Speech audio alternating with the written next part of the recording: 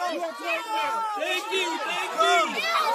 It's just so great. This is why it's so nice to not have makeup. So Meghan Markle's big comeback, just crash landed. And guess who hit the eject button none other than Tom Cruise himself?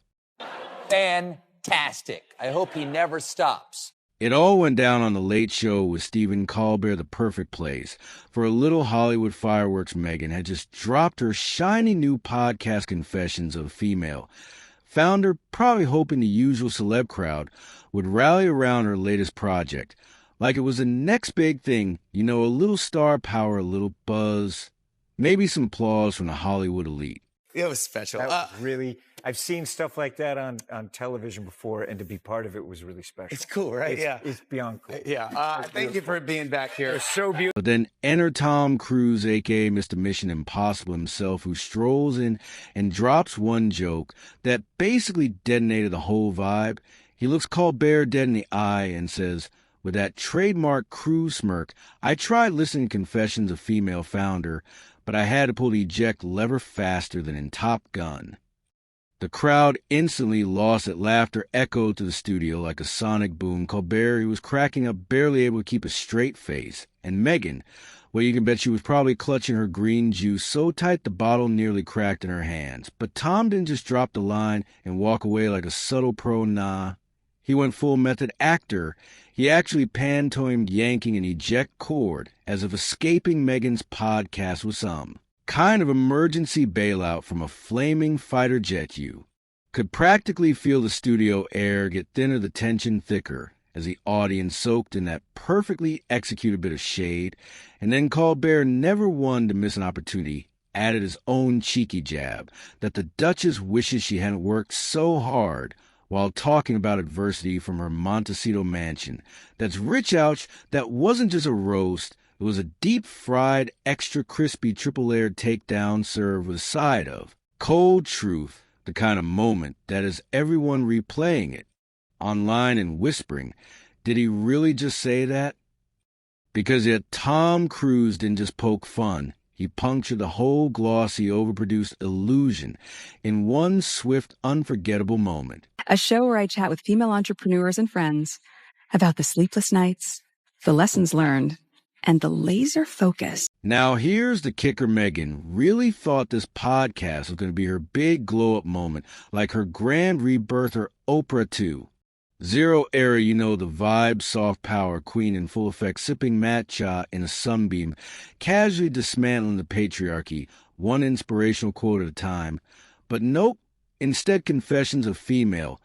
Founder got passed around the internet, like that one cringy group chat meme everyone reluctantly shares, but secretly regrets, the kind over-edited, trying way too hard, and somehow managing to be both painfully extra and surprisingly empty at the same time. Now, don't get me wrong, the idea behind the podcast wasn't terrible on paper. It had some real potential platform where women could open up about the real struggles of building empires, chasing dreams, breaking glass ceilings that could have been raw, empowering, and honestly necessary women supporting women, real talk, unfiltered stories. That's the stuff people want. To prove something. To prove that you're enough, you have to prove that you're pretty enough, you have to prove that you're smart enough, you prove that you're a good wife or a good friend. And I was like, I am just so done with the proving. But what did we actually get? Meghan channeled her inner TD Talk speaker and yoga voice for a full hour, an endless stream of soft-spoken reflections about how hard it is to be misunderstood while wrapped in cashmere, and casually cradling a mug that screams so vibes, the type. She hit us with phrases like finding your inner peace rising above the noise and embracing your feminine power, all while sitting amidst floor arrangements that probably cost more than most people's monthly rent. It wasn't gritty or real. It was less found on a grind and more fairy tale on a Pinterest board. It honestly made you stop and wonder if she ever actually sat in a boardroom. Or is this all just vibes, carefully curated Instagram aesthetics, and a highlight reel of well-chosen quotes? Because the whole thing felt like it was built on pretty pictures and buzzwords, not the raw, messy, complicated truth of building something from the ground up. And those emotional monologues, oof, the kind where Her voice quivers just enough to sound it's like she's teetering on the edge of tears.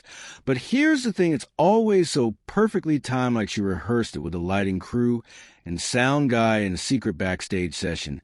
It doesn't feel raw or spontaneous, nope.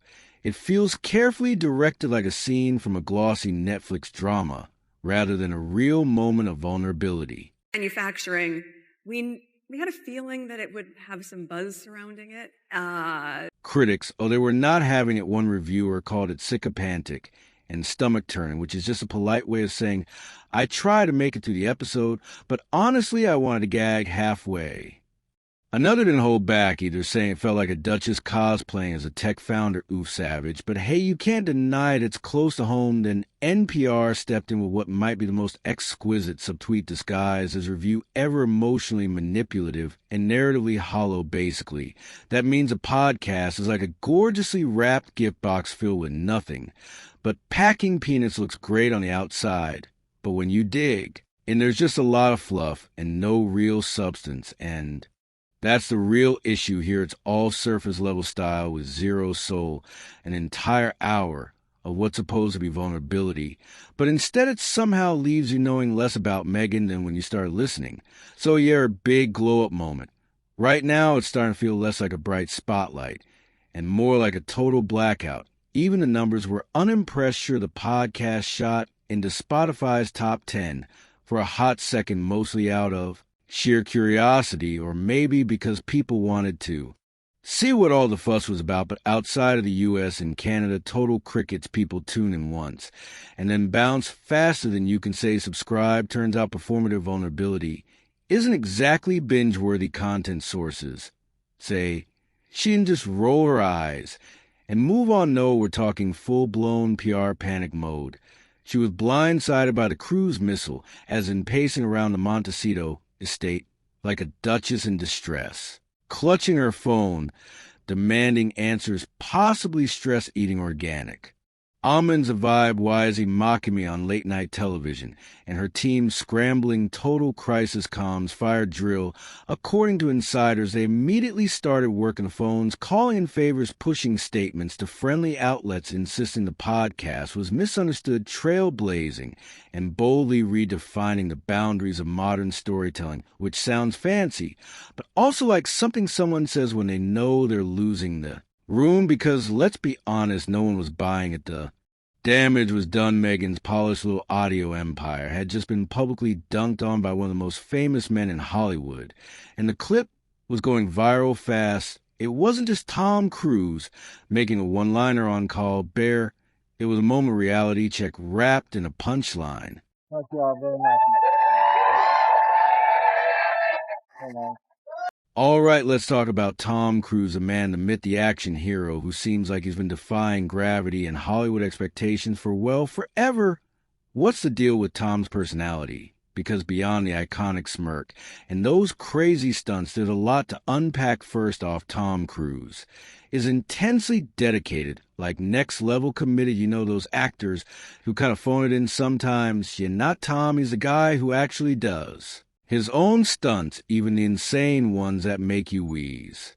Watching, he's a perfectionist in the truest sense, whether it's jumping off a plane, dangling off a skyscraper, or racing motorcycles. He's Allen. That kind of work ethic. It's part of what's made him a legend. But here's where it gets interesting. Tom Cruise is also famously, well, persistent, some might say stubborn. There are stories about him pushing hard to get his way on set, whether it's about the script, the direction, or the intensity of a scene. He's known for being super hands-on and sometimes a little controlling, but that's because he's obsessed with quality and making the best possible movie. Now, underneath all that drive, there's a weird mix of charm and intensity. He can be warm and disarmingly genuine in interviews, yet also come off as kind of enigmatic or mysterious. That charisma is part of why he's been a box office powerhouse for decades. People don't just watch his movies, they buy into his energy. And yes, he has his quirks. His involvement with Scientology is probably the most talked about part of his off-screen life, which adds this layer of mystique and sometimes controversy to. his public persona, but it also shows he's someone who commits deeply to what he believes in for better or worse. So, yeah, Tom Cruise's personality is this wild cocktail of intensity, charm, perfectionism, and a dash of mystery. He's the kind of guy who's not just in it for the paycheck. He's in it to leave a mark, and whether you love him or just find him fascinating, you can't deny the guy's got star power that's hard to touch. So when Tom laughs at a person's podcast, a troop of fans would immediately follow suit in the fallout. Oh, it was real. Tom's joke didn't just poke fun at Meghan. It flung open the floodgates. Suddenly people who have been citing a whole founder activist Duchess Murneur thing finally said what they've been holding back for months. This brand, it's tired, this persona. It's overproduced this podcast. It's not giving what it thinks it's giving. Because when even Tom Cruise, who's not exactly known for pop culture snark, decides to join the roast, you know the tides are turning. And Meghan, she's left standing in the middle of it, try to control the narrative with the same strategies that used to work. But here's the problem. When your image starts to crack, no amount of PR polish can glue it back together, and then silence. You know, it was everywhere. Or was a move because you weren't getting enough support from the firm? Not just any silence, strategic silence, the kind that speaks louder than any press release Meghan's usual ride, or dies nowhere to be found. Oprah the Oprah, who once gave her the interview of the decade, not a word. Tyler Perry, who literally gave her and Harry a mansion, a hideout in post-royal exit, goes to Beyonce's team, politely declined any upcoming collabs, no Ivy Park-X archetypes in sight.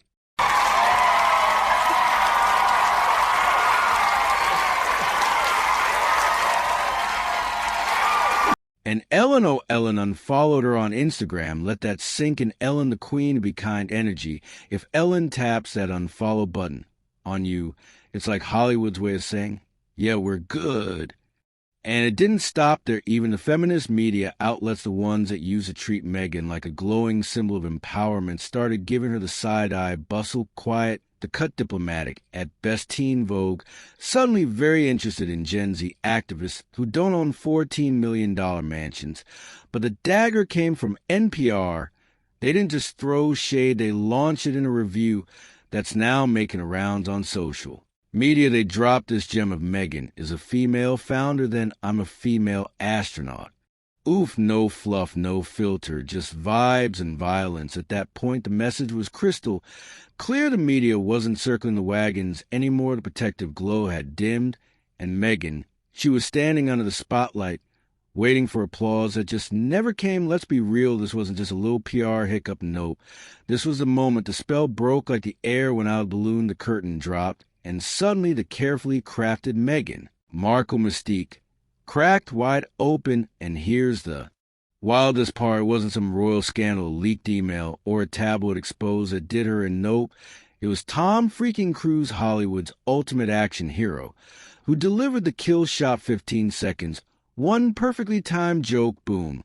The whole polished, curated, painfully manicured Meghan Markle image started unraveling right in front of our eyes. Because what Tom did, whether he meant to or not, was rip the curtain wide open. He showed everyone what a lot of us were thinking, but too polite or too scared to say out loud. Meghan's media empire, it's all flash and optics, zero real weight. She's got the branding, the buzzwords, the $1 million Spotify deals. But where's the depth of grit, the real talk? She wants to be seen as a leader, a trailblazer, a change maker. But here's the catch. She's allergic to any kind of criticism, even the slightest pushback, deflection, more carefully curated vulnerability, or a rambling interview filled with feel-good phrases about her. Truth, she talks about hardship from a mansion in Montecito, preaches about finding your voice while shutting down dissent, and somehow, everything always loops right back to Meghan. Remember, she left the royal family to escape the spotlight, to find her voice.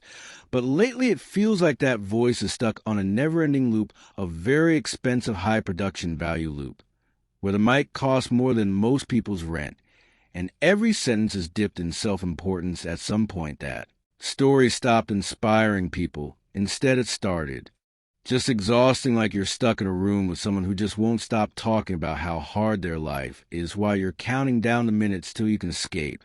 And now the fallout is finally catching up. Netflix, the last big player still swimming in Meghan and Harry's pond, is reportedly giving their Archwell contract some serious side. You know, the kind of meetings where the room goes quiet and the lawyers pull out the fine print like it's ancient scroll, yeah, those are kind, of corporate squint that basically says, are we absolutely sure this is still worth the risk? Because here's the reality check: streaming giants like Netflix aren't sentimental. They're sharks with dollar signs in their eyes. And if your brand starts smelling more like a liability than an asset, they'll bail faster than you can say limited series. Remember Spotify? That ship didn't just sail. It went up in flames, set itself on fire, and waved on the horizon like, we're done here.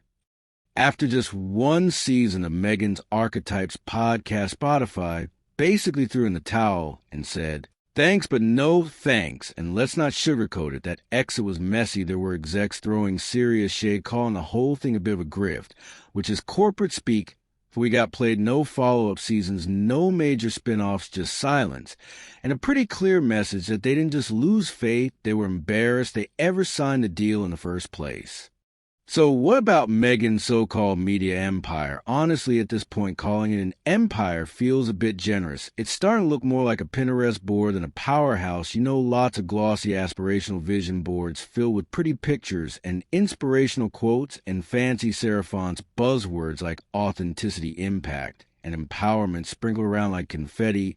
But when it comes to real substance, real momentum, execution, crickets. One media analyst didn't even bother to sugarcoated. They straight up said, it sounds like it was produced in a vacuum, which is just a fancy way of saying it wasn't made to spark genuine conversations. It wasn't built to create community or cultural relevance.